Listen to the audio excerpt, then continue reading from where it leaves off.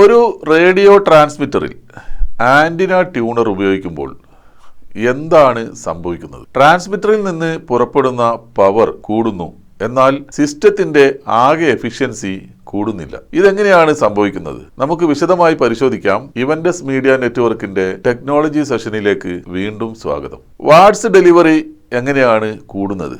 ആന്റിനയുടെ ഇമ്പിഡൻസും ട്രാൻസ്മിറ്ററിന്റെ ഇമ്പിഡൻസും സാധാരണയായി 50 ഓംസ് ആയിരിക്കും. എന്നാൽ ഇവ തമ്മിൽ വ്യത്യാസമുണ്ടെങ്കിൽ, അതായത് ഹൈ SWR കണ്ടീഷനിൽ ട്രാൻസ്മിറ്ററിലെ പവർ ആംപ്ലിഫയറുകൾക്ക് കേടുപാടുകൾ സംഭവിക്കാതിരിക്കാൻ ട്രാൻസ്മിറ്റർ സ്വയം ഔട്ട്പുട്ട് പവർ കുറയ്ക്കും. അതിനെ പവർ ഫോൾഡ് ബാക്ക് എന്നാണ് പറയുന്നത്. ആന്റിന ട്യൂണർ ഉപയോഗിക്കുമ്പോൾ ആന്റിന സിസ്റ്റത്തെ അത് ട്രാൻസ്മിറ്ററിന് ആവശ്യമായ 50 ഓംസ് ലോഡിലേക്ക് കൊണ്ടുവരുന്നു. ഇതിനാൽ ട്രാൻസ്മിറ്ററിന് യാതൊരു തടസ്സവുമില്ലാതെ അതിന്റെ ഫുൾ റേറ്റഡ് പവറും ഡെലിവറി ചെയ്യാൻ സാധിക്കുന്നു. എന്നാൽ എഫിഷ്യൻസി കൂടുന്നില്ല. അതെന്തുകൊണ്ടാണ്? ട്യൂണർ ഉപയോഗിക്കുന്നത് വഴി ട്രാൻസ്മിറ്ററിൽ നിന്നുള്ള പവർ പൂർണ്ണമായി പുറത്തു വരുമെങ്കിലും സിസ്റ്റത്തിന്റെ മൊത്തത്തിലുള്ള എഫിഷ്യൻസി നേരിയ തോതിൽ കുറയുകയാണ് ചെയ്യുന്നത്.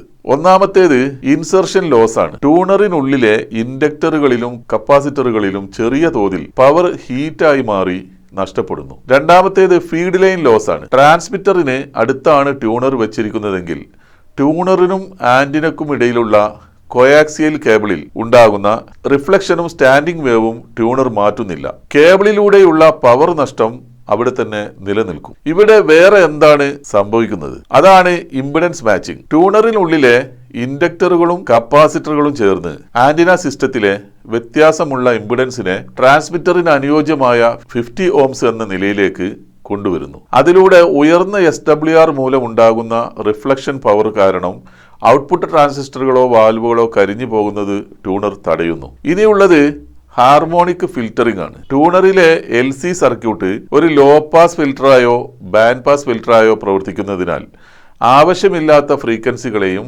ഹാർമോണിക്സിനെയും ഒരു പരിധിവരെ കുറയ്ക്കാൻ സഹായിക്കുന്നു. എന്നാൽ ആന്റിന ട്യൂണർ ശരിക്കും ആന്റിനയുടെ നീളത്തെയോ റേഡിയോ ഫ്രീക്വൻസി റെസോണൻസിനെയോ മാറ്റുന്നില്ല. പകരം അതിനെ ആന്റിന ട്യൂണർ ഒരു ട്രാൻസ്മിറ്ററിന് മാച്ചായ ലോഡാക്കി മാറ്റുകയാണ് ചെയ്യുന്നത്. എന്തുകൊണ്ട് ആന്റിന റേഡിയേറ്റ് ചെയ്യുന്ന പവർ കൂടുന്നു? റെസോണൻസ് മാച്ച് അല്ലാത്ത ആന്റിനയിൽ ട്യൂണർ ഇല്ലാത്തപ്പോൾ ആന്റിനയും ട്രാൻസ്മിറ്ററും തമ്മിൽ ഇംപിഡൻസ് മാച്ച് ആയില്ലെങ്കിൽ ട്രാൻസ്മിറ്റർ പുറത്തുവിടുന്ന പവറിന്റെ വലിയൊരു ഭാഗം ആന്റിന സ്വീകരിക്കാതെ തിരികെ റിഫ്ലക്ട് ചെയ്യുന്നു. ഇത് കൂടാതെ ട്രാൻസ്മിറ്റർ കേടുപാടുകൾ ഒഴിവാക്കാൻ പവർ സ്വയം കുറയ്ക്കുകയും ചെയ്യുന്നു. ഫലത്തിൽ ആന്റിന വഴി വായുവിലേക്ക് റേഡിയേറ്റ് ചെയ്യുന്ന പവർ വളരെ കുറവായിരിക്കും. എന്നാൽ അത്തരം സാഹചര്യങ്ങളിൽ ട്യൂണർ ഉപയോഗിക്കുമ്പോൾ ഇംപിഡൻസ് കൃത്യമായി മാച്ച് ചെയ്യുന്നതോടെ റിഫ്ലക്ഷൻ തടയപ്പെടുകയും ട്രാൻസ്മിറ്ററിന് അതിന്റെ മുഴുവൻ പവറും പുറത്തുവിടാൻ കഴിയുകയും ചെയ്യുന്നു. ചെറിയൊരു ശതമാനം മാത്രം ട്യൂണറിലും കേബിളിലും ഹീറ്റായി നഷ്ടപ്പെട്ട് ബാക്കി പരമാവധി പവർ ആന്റിനയിലേക്ക് എത്തുകയും ചെയ്യും. അപ്പോൾ റേഡിയേഷൻ പാറ്റേണിലോ ആന്റിനയുടെ ശേഷിയിലോ മാറ്റം വരുമോ? ഇല്ല. ആന്റിനയുടെ സ്വാഭാവിക റെസോണൻസ് മാറുന്നില്ല. ട്യൂണർ ഉപയോഗിച്ചത് കൊണ്ട് മാത്രം ഒരു മോശം ആന്റിന പെട്ടെന്ന് ഒരു മികച്ച ആന്റിനയായി മാറുന്നുമില്ല.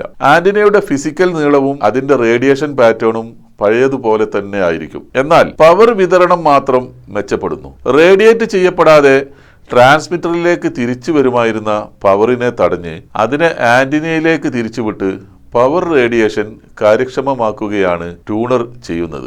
ആന്റിന ട്യൂണർ വെക്കുമ്പോൾ ട്രാൻസ്മിറ്ററിൽ നിന്ന് കൂടുതൽ പവർ ആന്റിനയിലേക്ക് എത്തുന്നു. അതിനാൽ ആന്റിന കൂടുതൽ പവർ വായുവിലേക്ക് റേഡിയേറ്റ് ചെയ്യുന്നു. ഇനിയൊരു ചോദ്യം, ട്യൂണർ ആന്റിനയുടെ തൊട്ടടുത്ത് വെക്കുന്നതാണോ ട്രാൻസ്മിറ്ററിനടുത്തായി വെക്കുന്നതാണോ ഏറ്റവും നല്ലത്? ഉത്തരം വളരെ ലളിതമാണ്.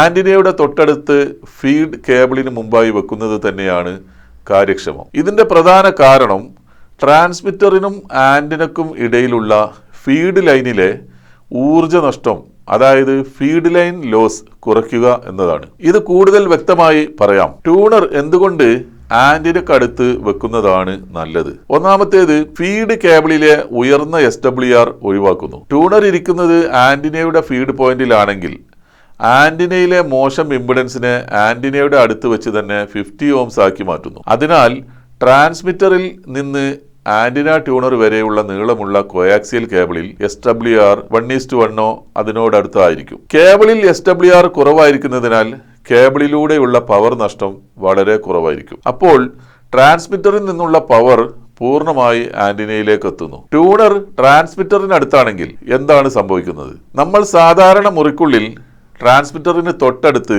ട്യൂണർ വെക്കുമ്പോൾ ട്രാൻസ്മിറ്ററും ട്യൂണറും തമ്മിൽ മാത്രമാണ് 50 ഓംസ് മാച്ചിങ് നടക്കുന്നത്. അപ്പോൾ കേബിളിൽ റിഫ്ലക്ഷൻ നിലനിൽക്കുന്നു. ട്യൂണറിനും പുറത്തുള്ള ആന്റിനക്കും ഇടയിലുള്ള നീളമുള്ള കോയാക്സിയൽ കേബിളിൽ ഉയർന്ന SWR തന്നെയായിരിക്കും. ഉയർന്ന SWR ഉള്ള കേബിളിലൂടെ പവർ കടന്നു പോകുമ്പോൾ ഡൈഇലക്ട്രിക് ലോസ്, റെസിസ്റ്റീവ് ലോസ് തുടങ്ങിയവ കാരണം വലിയൊരു ഭാഗം RF എനർജി ഹീറ്റായി കേബിളിനുള്ളിൽ തന്നെ നഷ്ടപ്പെടുന്നു. ചുരുക്കത്തിൽ സൗകര്യം നോക്കുകയാണെങ്കിൽ റേഡിയോക്കടുത്ത് ട്യൂണർ വെക്കാം.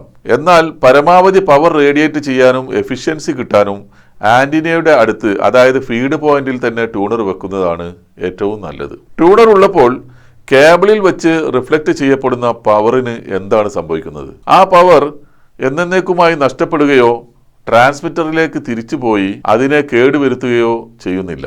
പിന്നെ ഈ റിഫ്ലക്റ്റഡ് പവറിന് എന്താണ് സംഭവിക്കുന്നത്? ട്രാൻസ്മിറ്ററിന് തൊട്ടടുത്ത് ട്യൂണർ വെക്കുമ്പോൾ സിസ്റ്റത്തിൽ ഒരു പിങ് പോങ് എഫക്റ്റ് ആണ് സംഭവിക്കുന്നത്.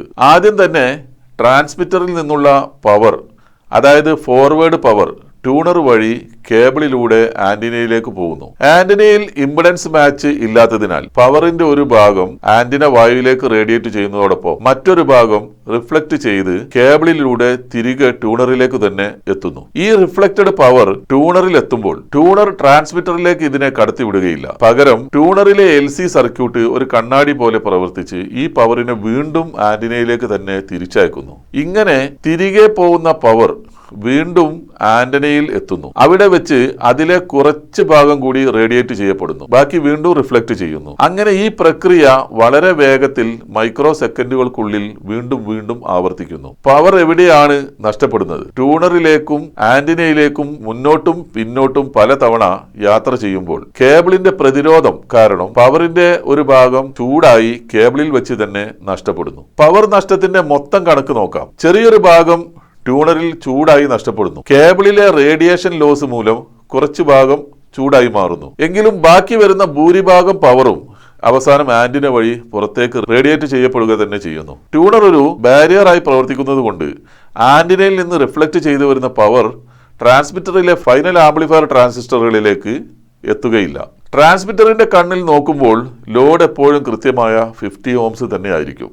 അതിനാൽ ട്രാൻസ്മിറ്റർ സുരക്ഷിതമായി പൂർണ്ണ പവറിൽ തന്നെ പ്രവർത്തിച്ചുകൊണ്ടിരിക്കും. ചുരുക്കത്തിൽ റിഫ്ലക്റ്റഡ് പവർ ട്രാൻസ്മിറ്ററിലേക്ക് തിരിച്ചെത്തുന്നില്ല. അത് ട്യൂണറിൽ തട്ടി തിരികെ ആന്റിനയിലേക്ക് തന്നെ പോയി വീണ്ടും വീണ്ടും റേഡിയേറ്റ് ചെയ്യപ്പെടുന്നു. എന്നാൽ ഫീഡ് ലൈൻ ലോസിന്റെ അളവ് കൂടുന്നു എന്ന് മാത്രം. ഇനി ചില ആന്റിന മെഷർമെന്റുകൾ നോക്കാം. ഒരു 7 MHz HF antenna 7 MHz SWR 1:1.1 അത് 7.2 MHz എത്തുമ്പോൾ SWR 1:2 ആണെന്ന് കരുതുക. റേഡിയോ ആന്റിനയുടെ നിയമം അനുസരിച്ച് നിങ്ങളുടെ ആന്റിന റേഡിയേഷൻ എലമെന്റിന്റെ നീളം കൂടുതലാണ്. റേഡിയോ ഫ്രീക്വൻസിയും ആന്റിനയുടെ നീളവും തമ്മിൽ എപ്പോഴും എതിർ അനുപാതത്തിലാണ്, അതായത് ഇൻവേഴ്സ്ലി പ്രൊപ്പോർഷനിലാണ് ബന്ധപ്പെട്ടിരിക്കുന്നത്. നീളം കൂടുമ്പോൾ ഫ്രീക്വൻസി കുറയുന്നു, നീളം കുറയുമ്പോൾ ഫ്രീക്വൻസി കൂടുന്നു. നിങ്ങളുടെ ആന്റിന 7 MHz മുതൽ 7.2 MHz വരെയുള്ള 40 മീറ്റർ ബാൻഡിൽ കൃത്യമായി സെന്റർ ചെയ്യണമെങ്കിൽ എന്താണ് ചെയ്യേണ്ടത്? ആന്റിനയുടെ ഇരുവശത്തു നിന്നും വയറിന്റെ നീളം ചെറുതായി കുറയ്ക്കണം. നീളം കുറയ്ക്കുന്നതോടെ ആന്റിനയുടെ ഏറ്റവും കുറഞ്ഞ SWR കിട്ടുന്ന സെന്റർ ഫ്രീക്വൻസി 7 MHz നിന്ന് 7.1 MHz മാറും. ഫലത്തിൽ 7 MHz-ലും 7.2 MHz-ലും ഒരുപോലെ നല്ല SWR ലഭിക്കുകയും ചെയ്യും. ഞാൻ പറഞ്ഞ SWR കണക്ക് പ്രകാരം 7 MHz-ൽ നിന്ന് 7.1 MHz-ലേക്ക് ആന്റിനയുടെ റെസോണൻസ് മാറ്റാൻ ഓരോ വശത്തു നിന്നും ഏകദേശം 14 സെന്റിമീറ്റർ വീതം കുറയ്ക്കേണ്ടി വരും.